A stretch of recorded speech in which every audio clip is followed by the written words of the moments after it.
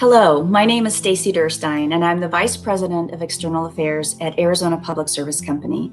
And on behalf of all of us here at APS, we want to welcome you to the Going Green, Going Smart program. At APS, we envision a world powered 100% by clean energy, and we are committed to doing our part to help small businesses across Arizona. The Going Green, Going Smart program is designed to arm you with tools to save money, save energy, and attract new customers to your small business. The COVID-19 pandemic has had unprecedented impacts to our economy and especially our small business community. And this program is designed to help you take your small business to the next level and come back even stronger. During the program, you will learn how to build a sustainability plan, create an energy audit checklist, as well as a green marketing plan through our on-demand training program. You'll earn this certificate in less than 60 minutes, and it's free of charge. During the program, we will also host expert webinar sessions with industry leaders at APS as well as in the community to help you take your sustainability efforts and your green efforts to the next level in your small business. So please be sure to visit greenbizaz.com for a list of resources and scheduled events. Arizona is a beautiful place to live, and together we can keep it that way. We're committed to doing our part to help you be more sustainable and competitive, and we appreciate all that you do as a small business here in Arizona, and we hope that you enjoy the Going Green, Going Smart program. Thank you.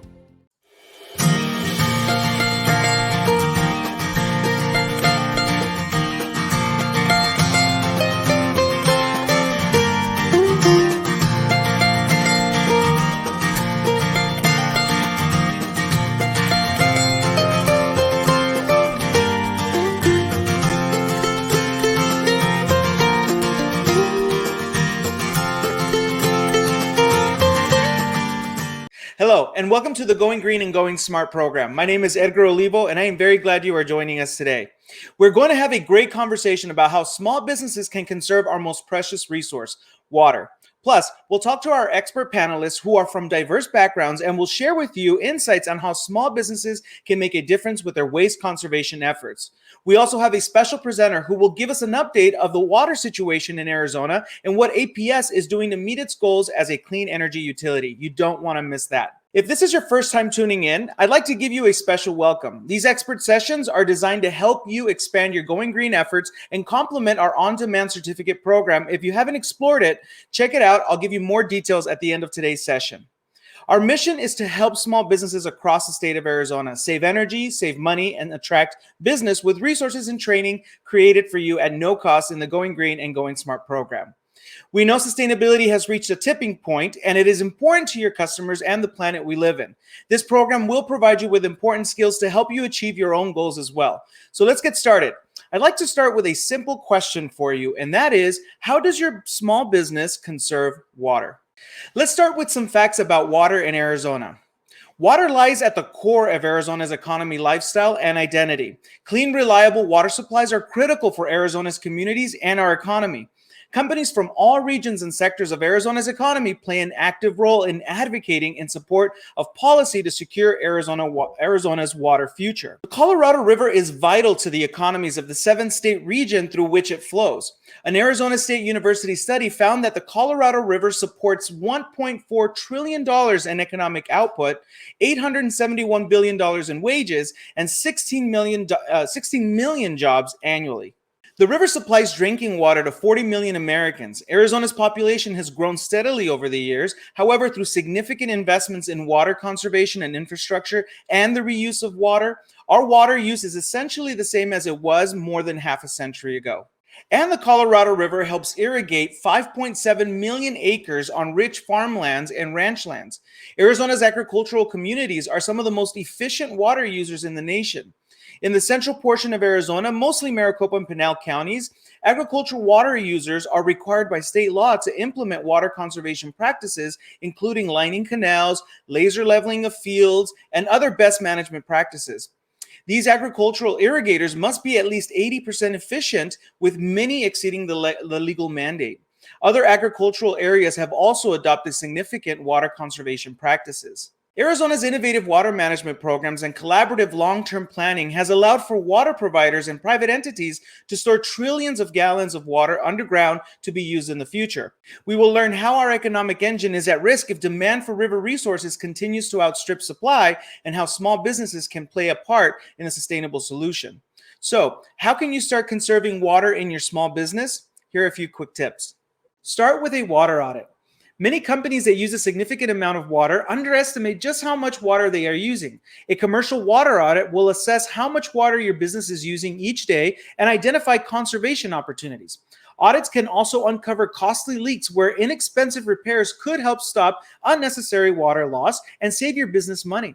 Talk to your utility company about what water audit options it provides. Depending on your utility provider, you may even qualify for a free water audit or receive rebates for instituting water-saving initiatives. Empower your employees. I doubt anyone wastes water intentionally, but without conservation education, it can be difficult for your staff to know what they're doing wrong. Empower your employees with a workplace initiative for responsible water use and management. Start a workplace challenge, publish updates on your company messaging boards, and encourage your entire team to get involved. Know your water status. Keep an eye on the major water issues facing your state and community. While it's very known that there is a general water scarcity throughout the Western states, did you know that every state in the country faces their own water challenges? In Arizona, water contamination in groundwater also creates problems. Know the issues facing your area and what your business can do. Go low flow. Have you installed low flow in your building yet? The difference between older toilets and new low flow toilets is pretty significant. Older toilets use as much as 5 gallons to flush compared with low flow toilets that only use 1.6 gallons. But don't stop with toilets. Low flow faucet aerators can cut water flow down from 2.2 gallons per minute to 1.5 gallons. Pre-rinse spray valves cut water usage down from 4 gallons to 1.5 gallons. Consider going low flow as a priority in your building management plans. Rethink your landscaping. Our state is notorious for scorching summers with limited rainfall. A popular trend among local businesses is sustainable landscaping. This means choosing drought-hardy plants like succulents and cacti rather than bushes or shrubbery that require significant water to flourish. Others have eliminated grass altogether. Consider replacing your grass with pebble and stone steps. This saves you water and money. Plus, drought-tolerant landscaping sends an important message to your customers and clients that you value environmental sustainability. Okay, I've given you a lot of practical tips and ways to start making a difference with your small business. Let's now jump to our segment with our special guests. As you just learned, water lies at the core of Arizona's economy, lifestyle, and identity. Clean, reliable water supplies are critical for Arizona's communities and our community. Companies from all regions in Arizona's economy play an active role, and today we're going to meet a few of Arizona's pioneers for water future. Make sure to grab your notes. We're going to have a great conversation. Let's start with our panelists. Our first panelist is Todd Reeve. He is the CEO of the Bonneville Environmental Foundation and Director of Business for Water Stewardship. For more than 20 years, Todd has led work with top companies to understand business risks and leverage growing opportunities to advance water stewardship and conservation outcomes. Todd has developed corporate environmental water strategies and has published numerous articles profiling pathways to achieve improved water solutions, including National Geographic and Participant Media.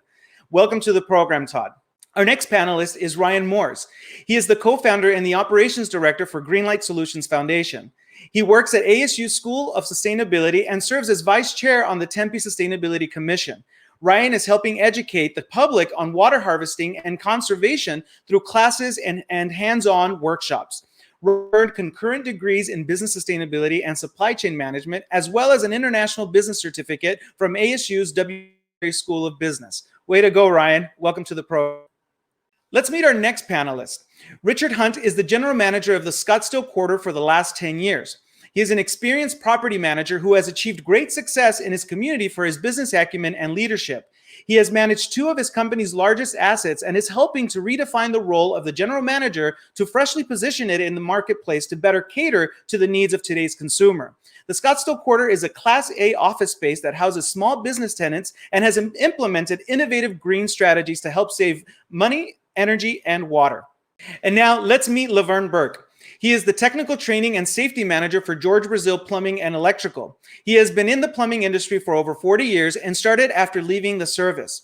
His career continued to expand over time, and his experience ranges from commercial and residential new construction projects to service and repair. For nearly 11 years, he has been the technical training and safety manager for George Brazil Plumbing and Electrical, and he's Green Plumbing accredited through the International Association of Plumbing and Mechanical Officials.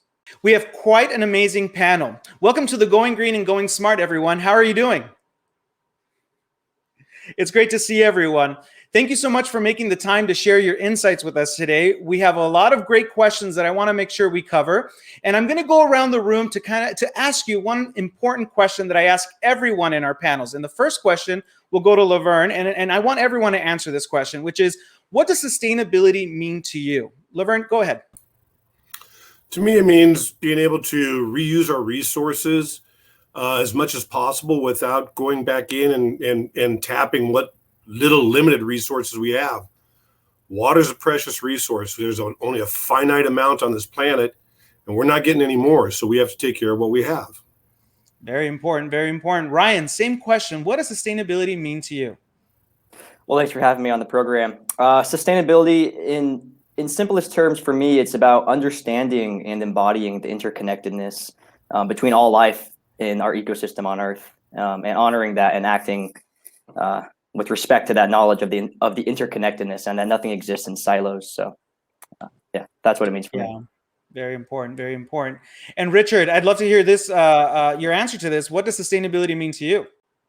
Well, at Scottsdale Quarter, sustainability is a commitment to our community, and that allows us to embrace the opportunity to improve lives for our colleagues, guests, and our environment. And our focus is at the property level here. We look at LED lighting, electrical chargers, rooftop solar, smart irrigation, and water conservation. Awesome. Thank you so much. And Todd, you've been working a lot in this area. What does sustainability mean to you? I'm curious. Yeah, thanks for the question. I think from my perspective, it's really an understanding of the limited nature of these resources, water, energy, as two examples, and really working hard to stretch the value that we get out of those resources for communities, for business, and for the environment. So really trying to make the most wherever we can to benefit those three elements that are critical to our business, to our livelihoods, to our families, to our environment. Yeah, stretching the value of our resources. They're all limited, but great responses. And I think what's really important for us to do now is to do some myth busting.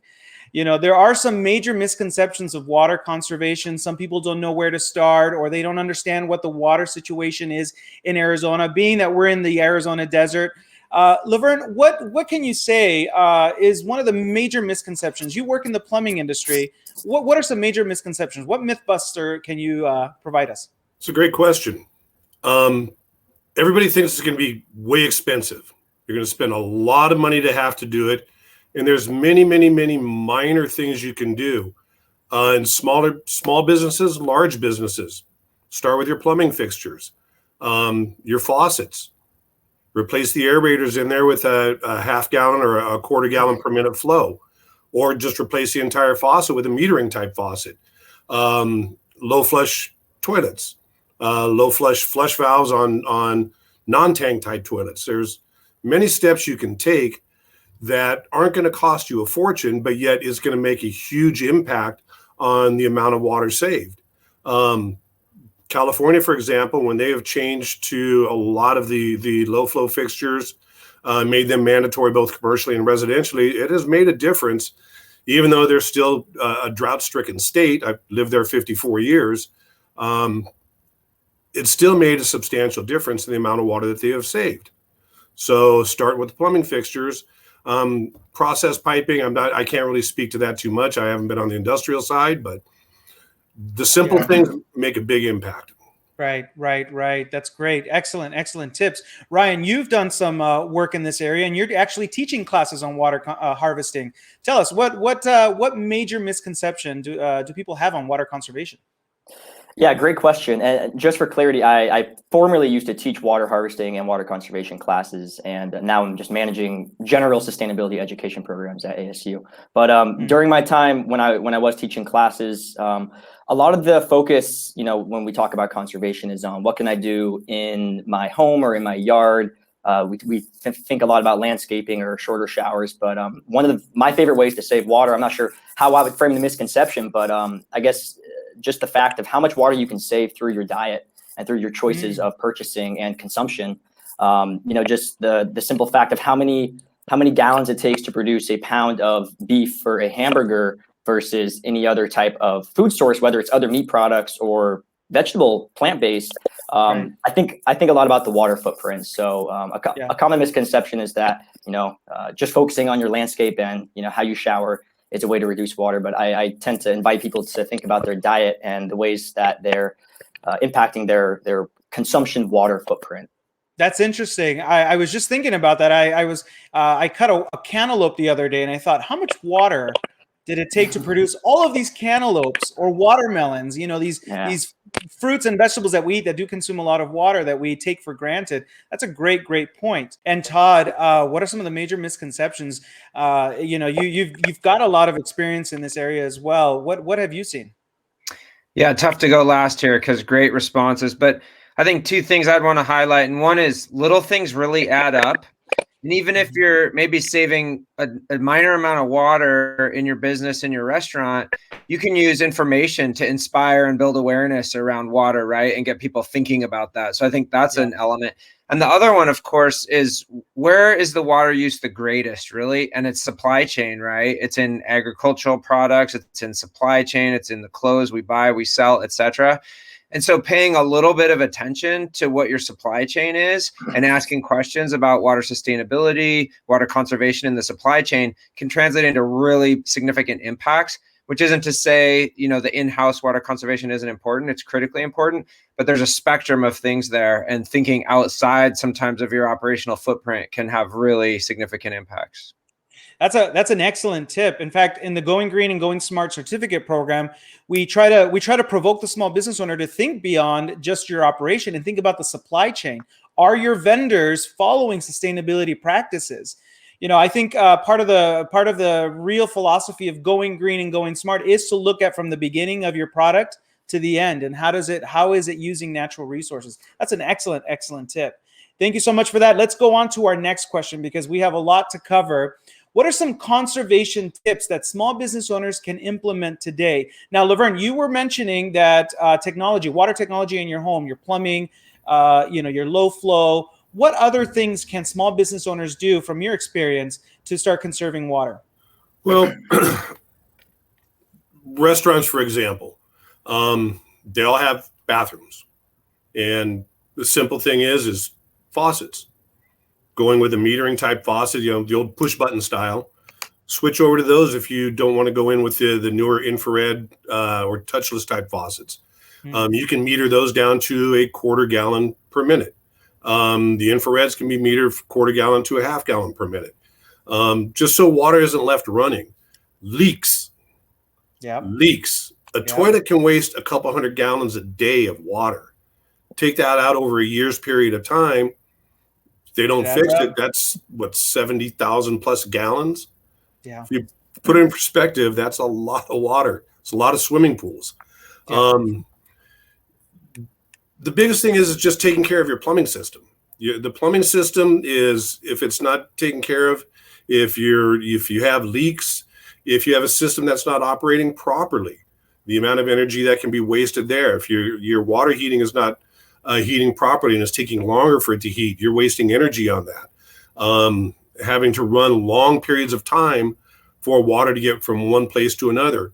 Put a recirculating pump in there so people aren't waiting a minute, 2 minutes for hot water to get to a certain point. And these are not really super expensive type things to do, but they will make a big difference as far as conserving the water and conserving other energy as well. All right, Ryan, so what are some water conservation tips that small business owners can implement today? Great question. So, with my background in education, obviously what comes to mind is education. And I think one of the most important things that small business owners can do is talk to their teams, whether they're a restaurant or an office space type of business. Everyone is in there using water in some way. So educating your team about how and why we want to conserve water. is a really good first step, and just getting the team primed and in that mindset of being mindful of your water use. Yeah, we got to make sure our teams are aware of the water situation and how to regulate it at work. And Richard, since you work with small business tenants at the Scottsdale Quarter, what are some tips that you share with your small business owners on how they can conserve water? Well, there's a lot of smart technology that's out there today, and it's just amazing how you can make that work for you, right? Irrigation always comes to mind first, for me, because guess what? Today we actually had a little bit of a drizzle, but if you actually had rain, you can actually get onto your phone and be able to tell your landscape, hey, don't run today, right? So the Wi-Fi type technology today is incredibly important. So those are parts of that. And then also with some of our water meters that we have here, as long as you're paying attention to those, it's amazing how much water you can save if you fix that leaky toilet, or you take care of that leaky faucet. So it's the little things, again, that make a big thing, but also investing in the smart technology certainly will help tremendously. Right. And so, Todd, as you hear, you have a perspective from a national level and a local level. What can you share with us on tips for water conservation? Sure, and great ones to follow here. I'll emphasize the increasingly cost-effective nature of some of this leak detection technology. We're seeing that deployed at larger scales, very cost-effective, simple solutions, big water benefits. The other one I'll point out, I think that hasn't been mentioned yet today, is the use of hot water, right? It uses a tremendous amount of energy. Energy production also requires a significant amount of water. So where there are these subtle changes in how much hot water we're drawing, we're often having a significant impact on the energy production and the water nexus associated with creating that hot water. So that, again, can be one of those magnifiers where you're having a bigger impact with really minor adjustments in your operational setting. That's interesting. You mentioned the water nexus, the nexus between water and energy. You can't have water without energy, and you can't have energy without water. And so we do have to consider both in our investments and how we can lift the burden from our energy grid and also be more smart with our water. That's interesting points. I'm glad you brought that up. Now, let's jump over to a subject. Now, to me, this is where I lose a little bit of sleep, because I work with a lot of small business owners on developing business plans and looking at smarter ways to come back cleaner and greener since the pandemic. And when we start analyzing what will be the impact of our water resources here in Arizona if business owners do not act now. Laverne, you were mentioning the drought in California. What has been your experience being in the plumbing and electrical industry of the state of our water resources? What would happen if we don't do anything? Number one thing is water's not going to get any cheaper. Yeah. It's not going to get any cheaper. Where I lived in Southern California was among the highest water rates in the country. And it was incredible. Part of it is the rates. Again, part of it's going to be finite resources. Look at the structure that they've done in California as far as restrictions go. Landscaping. You're basically you're going to be all on xeriscaping. All the nice plush green lawns and everything that everybody had, they're going to go away. You have to take care of the resource. It's not going to get any cheaper. You're not going to be able to do what you want. They're going to start restricting everything. If you want a nice green front yard, that's going to be rocks painted green. Yeah, it's going to be the gist of it. And we see too many people, too many places today that they just ignore it. I don't even know how to put it, because I see so much waste around that it's unbelievable.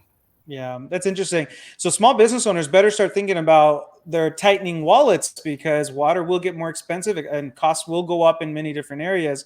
Ryan, what has been your experience? What information have you discovered if we don't act now? What's the trend?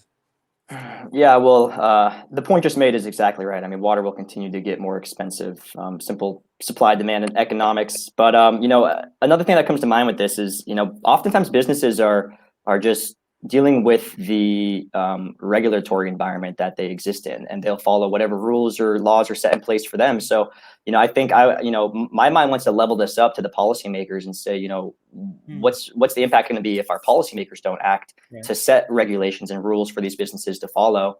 Long term, I think short term people are concerned about costs, but long term, the reality is supply issues with water, and that creates a whole cascading effects of issues that we don't really want to get to. So that's why we're having these conversations now. Yeah, it's definitely an all hands on deck approach, which is a great, excellent point. And Richard, what has been your experience? What do you project will happen if we don't do anything now?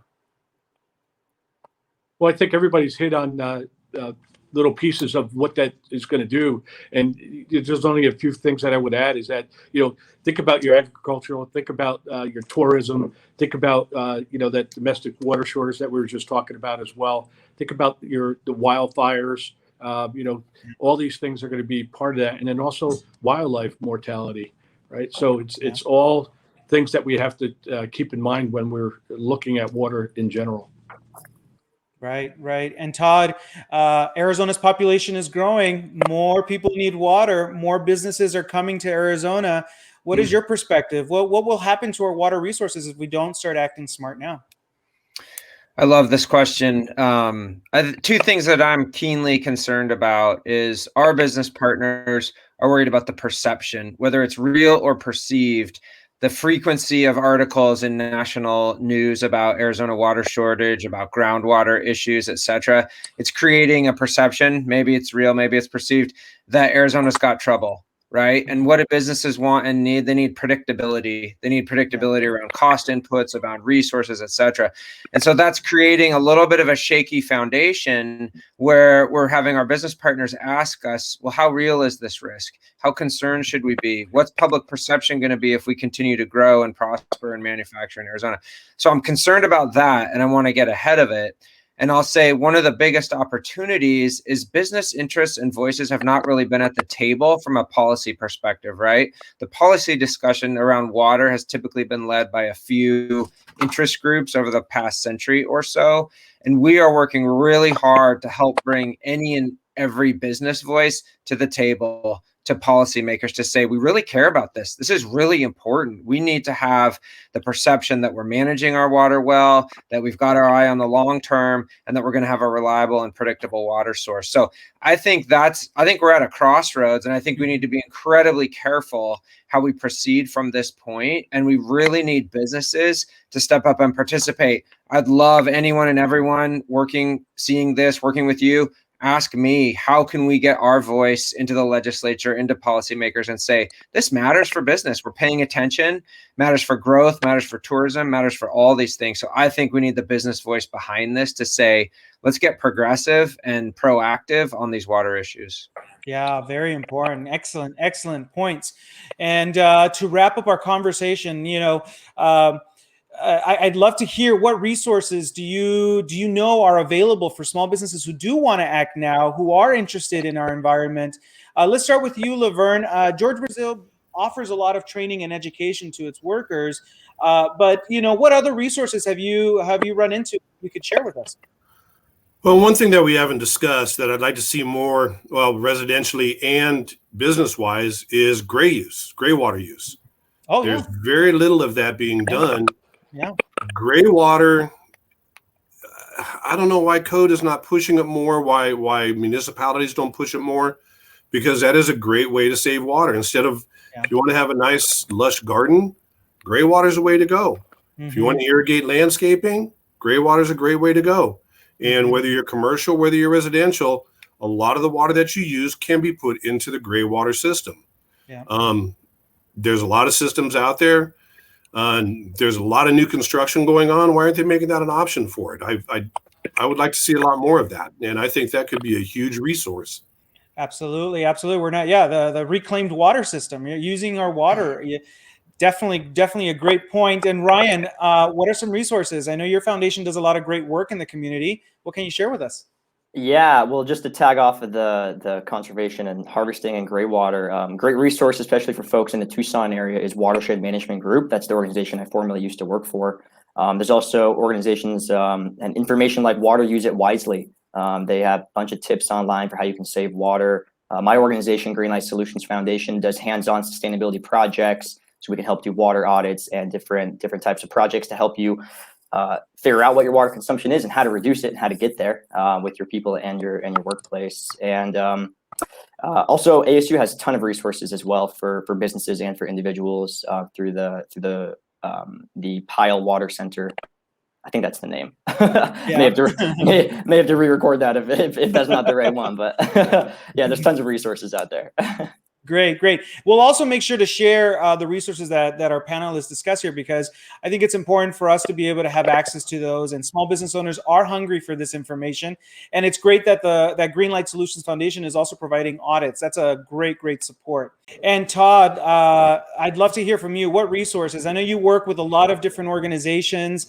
You're advocating on behalf of water conservation. What do you see is out there available for small business owners who want to take the next step?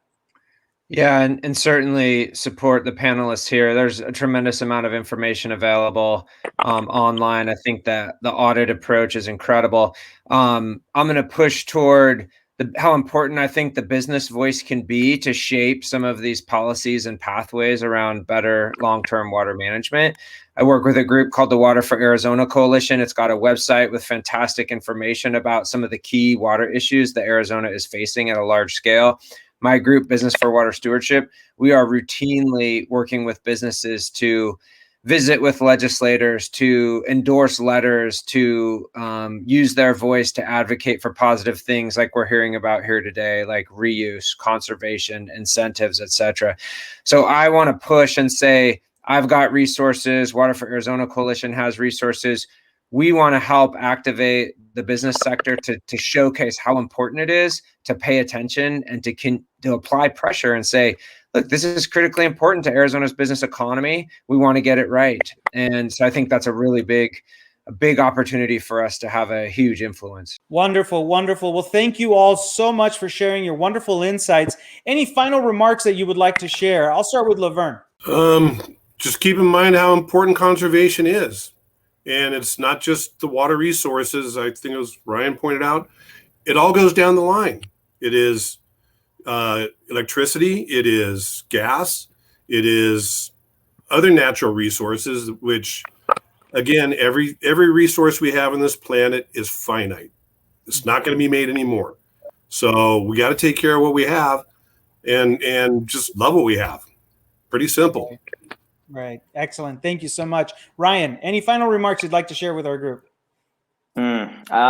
Just encouraging people to start being mindful of your water use and start considering, as I said at the beginning, there's things beyond just the faucet or the tap and the things in which you're consuming, drinking, eating, buying, and think of the water footprint in those supply chains as well. So just encourage people to take on that mindset. And Todd, any final remarks you'd like to share with us? Yeah, thanks, Edgar. I just think businesses in particular have such a significant megaphone. Your customer base, your suppliers, your employees, all of the people that you interact with every day. I think there's a huge opportunity to elevate awareness around water conservation and water issues. And so sometimes you may have a small operation and a small footprint, but you have a huge opportunity to amplify awareness, knowledge, solutions around these water issues. So I just invite people to think about that. The physical conservation is critically important, but leverage those business voices, leverage your interactions with these very important and large sectors of our communities, and let's help build awareness and action. Yeah, very important. Thank you all. And thank you so much to our Going Green and Going Smart expert panelists. Thank you so much. We hope to have you again soon. Special thanks to our expert panelists for this great discussion. We hope to have you back again soon. I hope you were taking notes at home or work. If not, don't worry. You can find these recorded segments on our website at greenbizaz.com. And while you are there, make sure to stay tuned on our next expert session coming soon. Okay, now let's switch gears and discuss a different subject and learn from our special guest presenter about the state of water in Arizona and how APS is doing their part for a cleaner and greener future. Our special presenter today is Henry Day. Henry Day currently serves as Arizona Public Service Company's water policy and strategy consultant, where he engages with water professionals in regional and statewide planning, including serving on the Governor's Water Augmentation, Innovation, and Conservation Council as chairman of the Desalination Committee. Henry has served city governments in water conservation efforts, and it's no secret our special guest knows his stuff. It is a great pleasure to introduce Henry Day to our expert session. Henry, it's so great to have you on the Going Green and Going Smart program. How are you doing? I'm doing excellent, Edgar, and I appreciate the chance to come and talk to you today in this program. Thank you very much. Well, we're really glad to have you because you're going to be answering the question why water conservation is important, particularly in Arizona. There's a lot of issues, and I know you've been working really hard in putting all of this data together. So let's go ahead and jump over to your presentation now. All right. Thank you, Edgar. I appreciate the invitation today. So we're going to talk about water conservation here in Arizona and why water conservation and why now.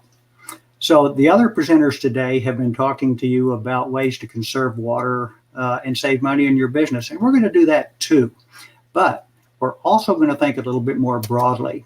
And we're going to talk about Arizona's water supply and some of the demand challenges that are occurring right now, including preparing for drought. And I think you'll find that there's some potential impacts in your business that you should be interested in. Next, we're going to talk about the relationship between water and power. It's called the Water Energy Nexus. And finally, we're going to talk a little bit about the ways that Arizona, that APS is conserving water here in Arizona. So let's talk about Arizona's water supply. Arizona uses about 7 million acre feet of water annually in its water budget. And the largest amount comes from the Colorado River. It's about 41% of our supply. The second source in Arizona is groundwater, still 38%, a very important increment of Arizona's water budget. And that's followed by in-state surface water. That's the Salt, the Verde, the Gila river systems. And finally, reclaimed water makes up the rest of Arizona's water supply. So where does the water go? Arizona water demand. As you can imagine, Arizona is still a largely agricultural state, and the irrigated agriculture economy in Arizona accounts for almost 73% of our water consumption. Municipalities use about 21%, and industrial use in Arizona is about 6%, relatively light industrial state. Of that industrial fraction, Arizona power plants use about 2.5% of the statewide water budget for power generation each year. So we're going to be talking about drought today. Arizona, this is the U.S. Drought Monitor, and it talks about the state of drought in Arizona. And you'll see that we're in exceptional, extreme, severe, moderate, and abnormally dry conditions. 100% of Arizona is currently in a drought condition. And we have been in some stage of drought for over 20 years now. But what we're going to talk about today to demonstrate the impact of the drought is Lake Mead. Lake Mead is the largest water supply reservoir in the Colorado River system. It serves Arizona, Nevada, California, and the country of Mexico as our largest water storage reservoir. And if you look, the picture on your left shows Lake Mead in the year 2000. Lake Mead was full. We were at spillway level. Excellent conditions. And then we had 21 consecutive years of drought. Lake Mead dropped hundreds of feet. The famous bathtub ring in Lake Mead is visible in the picture on your right. And it's currently only holding 38% of its capacity. So we're going to look at the history of Lake Mead water levels, and it really is a story of the history of the Western United States. Lake Mead was built in the 30s, and it filled for the first time around 1940. And if you look at this chart, you can see for many years, Lake Mead remained in pretty high storage conditions. And then the 50s came. Most people have heard about the Dust Bowl and the drought years in the 50s. Lake Mead reflects that in this picture. We also had a pretty low drought year in the mid 60s, but after about 1966, conditions in the Lake Mead were pretty good. And in the western United States, there was good rainfall, good snowpack, lots of runoff. The lake filled up, and it remained that way for almost 35 years until 2000. And that's the start of our story today that we really need to focus on. Between 2000 and 2021, it hasn't rained. There hadn't been much snow, and there hasn't been very many years of recovery. A couple of good years. 2005, we had a little rainfall. You can see a blip on the chart. 2012, we had another one. But if you look from about 2015 to present, you'll see that we are just kind of bumping along just above the red line on this chart. That red line represents a shortage condition called Tier 1 on the Colorado River. If Lake Mead drops below elevation 1,075 feet above sea level, the Colorado River will be in a Tier 1 shortage condition. So the United States Bureau of Reclamation manages Lake Mead, and they do projections of the probability of shortages on the river. It's important to understand that a Tier 1 shortage on the Colorado has never been declared in its history. However, right now, the Bureau projects that in 2022, there's a 60% chance of shortage, and in 2023, an 82% chance. So what's that mean for Arizona? What that means is that we would lose 512,000 acre feet of our Colorado River allocation. That's water that's delivered through, that's almost 1/3 of the Central Arizona Project water that's delivered to Central Arizona, to Maricopa, to Pinal, and to Pima counties. And when we lose surface water in the Colorado River, we're also very likely to be losing water in our in-state supply as well. So the Verde, the Salt, the Gila are all going to be short. And what that does is it places stress on our other water supplies that we use during times of drought, such as groundwater, which is an at-risk and non-renewable supply. So what's going to happen? A lot more attention is going to be placed on water use and on water conservation as we go forward. And each of us is going to be asked what we can do to help. Very important. And there may very well be business impacts, because perceptions of water shortages in Arizona could result in unfavorable press. People think, don't move to Arizona. There's not enough water to support the population. There's not enough water to support small businesses. There's not enough water to support population growth. So there could very well be some limits on growth in municipal or in commercial growth and development. So we set the stage on the drought. Now I want to talk to you a little bit about the water energy nexus. It's really a pretty simple, it's a simple concept. Water and energy are inextricably linked. It takes water to produce energy, and it takes energy to produce water.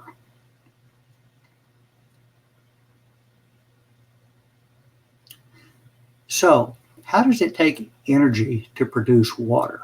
This chart shows you the energy inputs into a water system. So, imagine that your water supply is a well, and you have to pump water from that well. It takes power. And then you pump it to a treatment plant that takes power. And the treatment plant then sends it through the distribution system to all of the end users. That takes power. The residential water then goes to wastewater collection systems, wastewater treatment, wastewater discharge. Each one of those requires power. So this is energy for water. The largest user of power in Arizona is a great example of energy for water. It's the Central Arizona Project. The Central Arizona Project originates at Lake Havasu, and the canal runs all the way to Tucson. It's 336 miles, and we lift water over 3,000 feet. Again, an enormous expenditure of energy. So this is power for water. Water for power is also pretty simple. It's easy to understand. Power plants use water from lakes, from rivers, from groundwater, from treated effluent and effluent. In Arizona, we use quite a bit of treated effluent for power plant water, and it's used to cool the power plant. So a typical steam cycle plant, such as a nuclear power plant, a gas-fired power plant, a coal-fired power plant, all use wet cooling towers to reject the heat load from the plant. So it takes a certain amount of water to produce power that is sent to your homes. So the thing that you need to remember then is whenever you use power or when you use water, recall that it takes water to produce energy. It takes energy to produce power. And the message is that you can't have one without the other.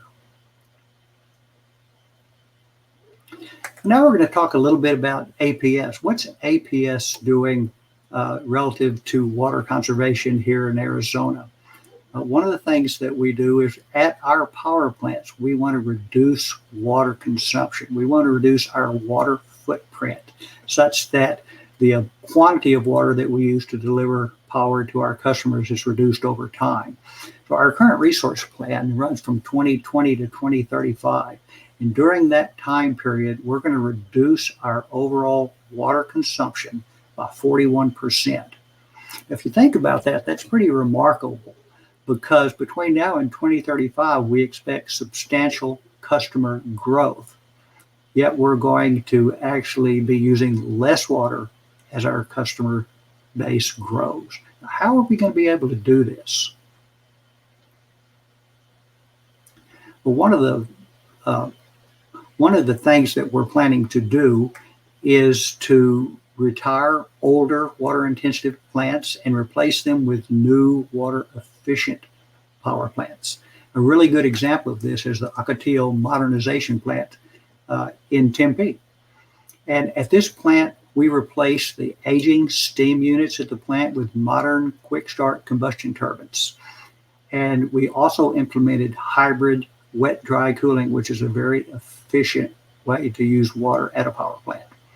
And we reduced our water intensity. Water intensity is the number of gallons needed to produce 1 megawatt, from 900 gallons per megawatt hour to 140 gallons a megawatt hour. That's an 85% improvement in water intensity at the Ocotillo modernization project. And we not only want to improve efficiency at this one plant, we also want to improve water intensity at the fleet level.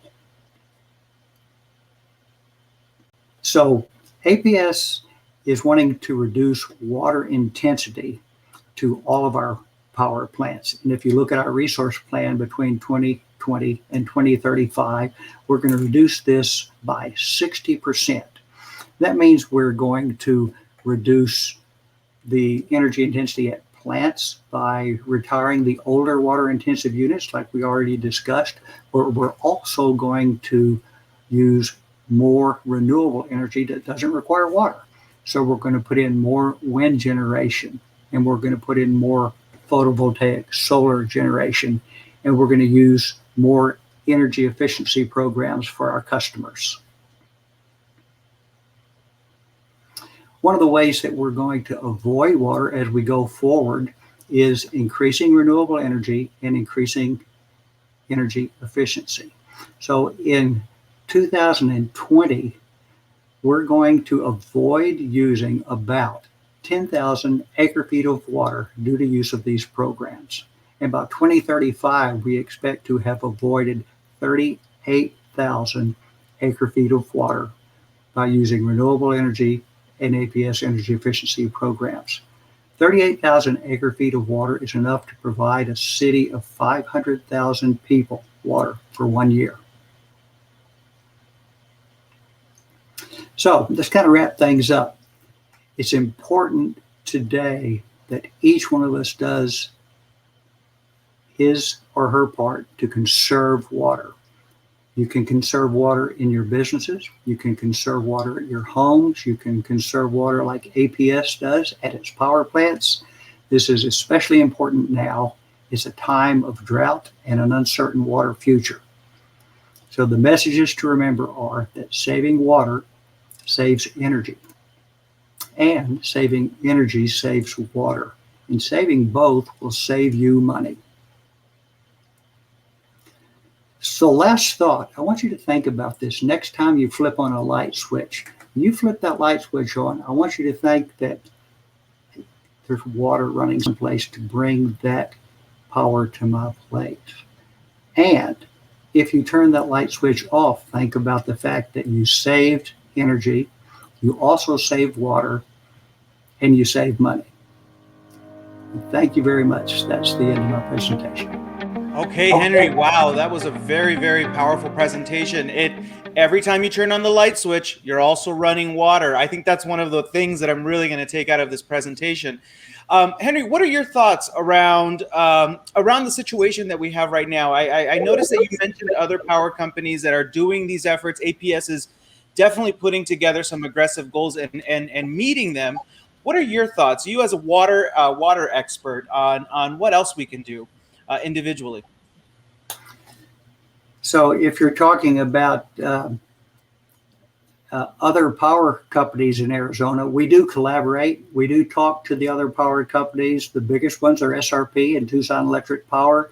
And we talk about ways to reduce our water footprint statewide. Remember that 2.5% of the statewide water budget is used for power. That's actually pretty remarkable, but we can do better.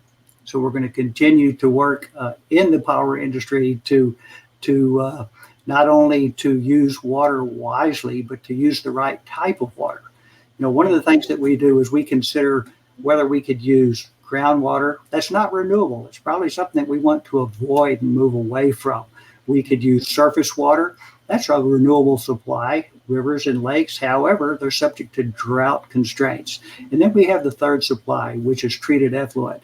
And we're very focused on increasing our use of treated effluent over time because it is both renewable and it is drought resistant. Yeah, I like that. I like that. You said we can always do better. Henry, thank you so much for your presentation today. And I hope everyone who was watching was taking notes. We can all do something to make the situation better. Thank you so much. You bet. Thanks, Edgar. Thank you, Henry, for your great presentation. And for you at home or work watching, I hope you enjoyed our program today. We are excited and honored to play a role in helping our small business community go greener and cleaner for a brighter future in Arizona. If you want to take what you learned here to the next level, I invite you to check out our website, greenbizaz.com, to learn how you can earn your Going Green and Going Smart certificate. Our on-demand training can be completed in less than 60 minutes, and you can learn at your own pace. You will learn how to build a sustainability plan, conduct your own energy audit, create a green marketing plan to help you attract business, and connect with fellow small business owners in our online community. This program is designed to help you find ways to implement affordable strategies for energy efficiency, discover smart energy devices, conserve water, reduce your waste, and connect to a community of resources. Check it out and earn your Going Green and Going Smart certificate at no cost to you by visiting greenbizaz.com. While you are there, make sure to check out our awesome rebate programs brought to you by APS Solutions for Business. This will help you pay for your Going Green investment. We are happy to help. Help us spread the word with your business colleagues by sharing our website and follow the conversation using the hashtag GreenBizAZ. Thank you once again for watching our Going Green and Going Smart live session on how to conserve our most precious resource, water. We hope you found this program valuable, and we look forward to seeing you in our next expert session. I'll see you next time.